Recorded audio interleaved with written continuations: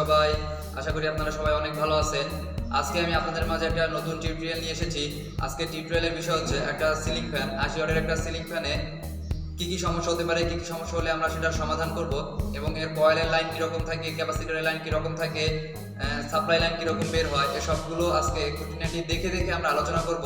তো এই হচ্ছে আমাদের সিলিং ফ্যান, আপনারা দেখতে পাচ্ছেন এটা হচ্ছে একটা সিলিং ফ্যান। এটা আজকে আমরা খুলে দেখবো যে এটার কি সমস্যা হতে পারে।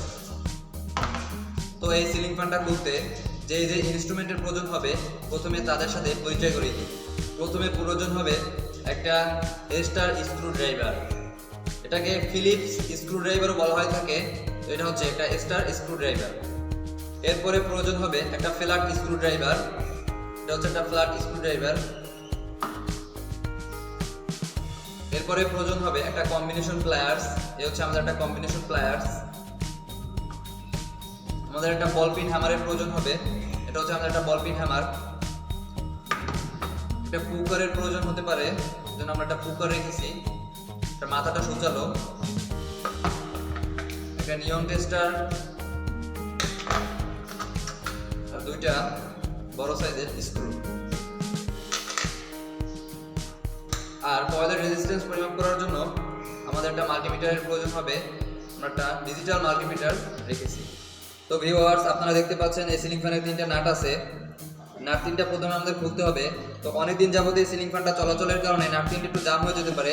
তো প্রথমে আমরা হ্যামার দিয়ে একটু আস্তে করে বাড়ি দিয়ে নেব, যাতে কোথাও কোনো মরিচার জন থাকলে সেটা যেন ছুটে যায়।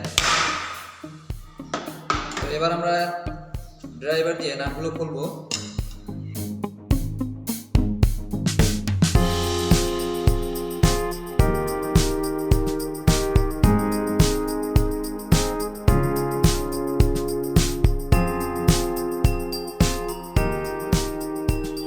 নাটগুলো খোলা শেষ।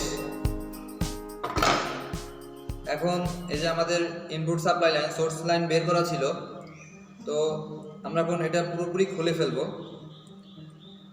তো এটা খুলে ফেলার জন্য এখানে একটা লক আছে, লকটা ভাঁজ করা আছে, এটা এখন সোজা করে দিতে হবে।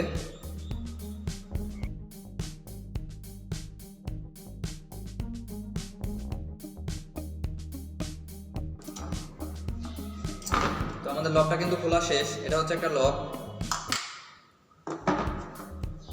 তো এবার আমাদের একটা নাট আছে,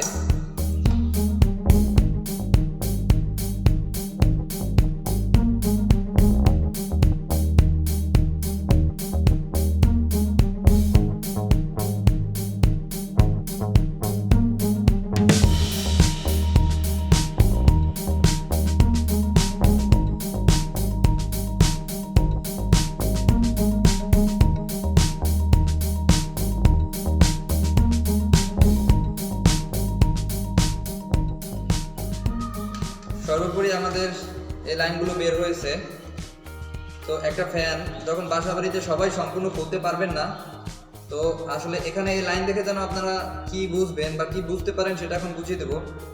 এখানে দেখেন এই যে দুইটা তার একত্র করে, একটা লাল একটা কালা। অবশ্য যারা সুন্দরভাবে কয়েলকে ওয়াইন্ডিং করে তারা অবশ্য এরকমই করে থাকে যে দুইটা লাল তার নেয়, দুইটা কালা তার নেয়।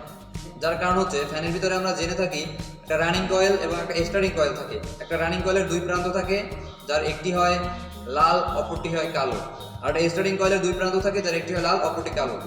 তো এখানে এই যে লাল আর কালো, এটা হচ্ছে রানিং কয়েলের এক মাথা, স্টার্টিং কয়েলের এক মাথা, যার দিয়ে এটা সরাসরি সাপ্লাইতে যাবে।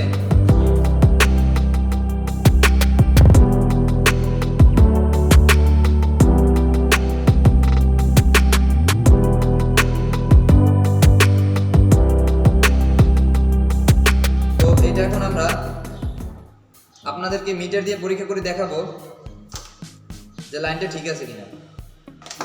তো প্রথমে এই হচ্ছে আমাদের একটা মাল্টিমিটার। মাল্টিমিটারটারে প্রথমে ওহমসের ঘরে সেটিং করে নিতে হবে। তো আমরা এই ওহমসের ঘরে সেটিং করে নিলাম।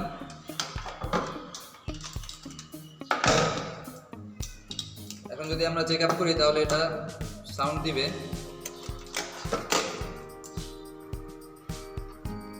সাউন্ড দিচ্ছে, যে আপনারা দেখুন, দেখেন এই যে এখানে লাইট জ্বলছে প্লাস ও সাউন্ড দিচ্ছে। তো আমি আপনাদের বলছিলাম এটা হচ্ছে রানিং কয়েলের আর স্টার্টিং কয়েলের দুইটা কয়েল একসঙ্গে একটা প্রান্ত, তো আমরা এই দুইটা কয়েলের মাথায় একটা ধরলাম আর রানিং কয়েলের প্রান্তে যখন ধরলাম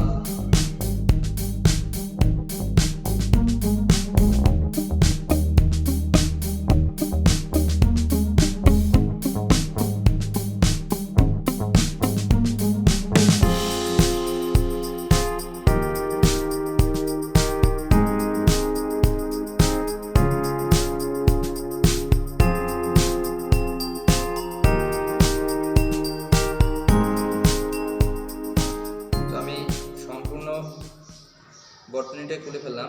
ক্যাপাসিটার যদি পরীক্ষা করে দেখতে চান যে ক্যাপাসিটার ভালো আছে কিনা, এই ক্ষেত্রে সিরিজ লাইন লাগবে। আমি অবশ্য অন্য কোনো টিউটোরিয়ালে আসলে এটা দেখাবো যে ক্যাপাসিটার ঠিক আছে কিনা, এটা পরীক্ষা করা যায় কিভাবে। আর ক্যাপাসিটার যদি দেখেন যে ফ্যানের স্পিড কম, তাহলে বুঝতে হবে যে ফ্যানের ক্যাপাসিটার দুর্বল হয়ে গেছে।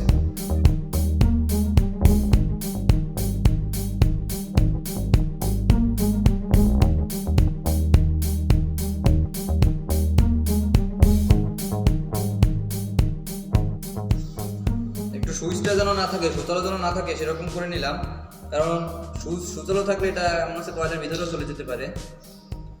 এখন আমি দুই প্রান্তে দুইটা দিয়ে নিলাম, এটা হাতের উপর উঠিয়ে এই যে দেখতে পাচ্ছেন কিন্তু খুলতেছে আসছে। এখন আরেকটা উঠিয়ে অপর প্রান্তে দেব, যে খুলতেছে। বেশি জোরে বাড়ি দেওয়া যাবে না, তাহলে কিন্তু ভেঙে যেতে পারে।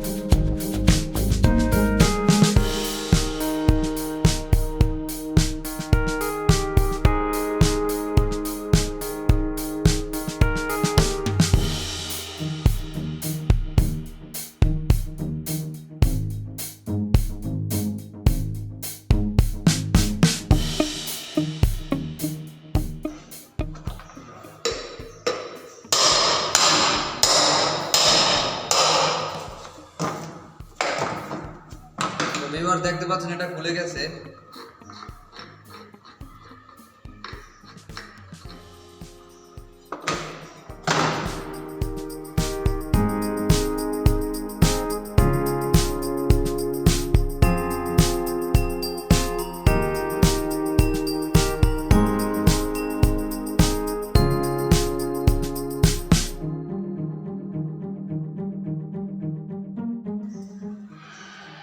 এরকম ফালানোর সময় একটু হাত দিয়ে ধরবেন, কারণ এই নিচের বেয়ারিংটা কিন্তু ছুটে কয়েলটা পড়ে যেতে পারে। তো ভিউয়ার্স, এখন আসলে এটার ভিতরে কোনটা কি, কোনটার নাম কি, এগুলো বিশ্লেষণ করব। তো এখানে হচ্ছে বেয়ারিং, এটা কিন্তু উপরের প্রান্ত, উপরের পাশে বেয়ারিং।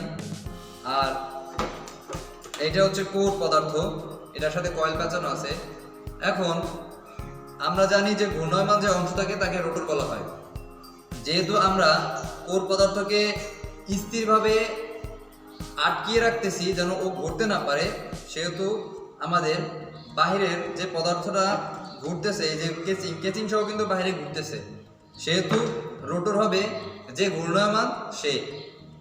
মোটরের ক্ষেত্রে এটা আলাদা আর ফ্যানের ক্ষেত্রে এটা আলাদা। ফ্যানের ক্ষেত্রে আমরা কোর পদার্থকে আটকিয়ে রাখতেছি, কেচিং ঘুরতেছে যার কারণে কেচিং হবে রোটর। আর মোটরের ক্ষেত্রে আমরা কেচিংকে আটকে রাখতেছি, ভিতরে কোর পদার্থ ঘুরতেছে যার কারণে কোর হবে রোটর। তো আশা করি আপনারা সবাই বুঝতে পারতেছেন। এখন আমরা চাচ্ছি কয়েলটা সম্পূর্ণ ফ্যান থেকে আলাদা করতে।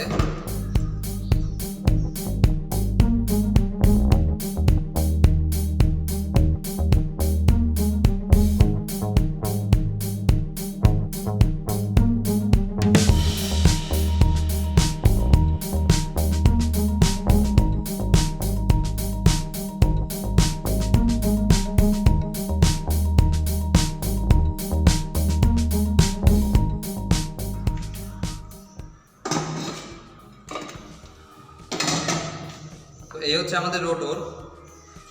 তো এখানে কয়েলের সব জয়েন্টগুলো একসাথে দেওয়া আছে, এই জয়েন্টের ভিতর দিয়ে হয়তোবা বিচ্ছিন্ন হয়ে গেছে।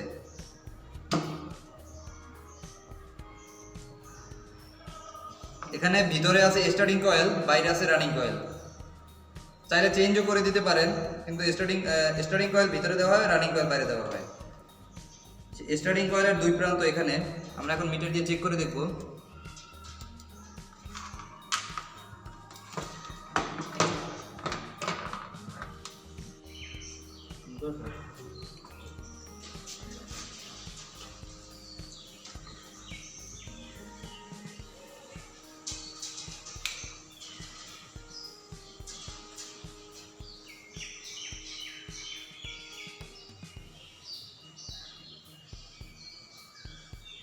দেখতে পাচ্ছেন ভিউয়ার্স সংকেত দিচ্ছে যে সে ভালো আছে। কোথা থেকে এটা একটু সমস্যা একটু দেখি।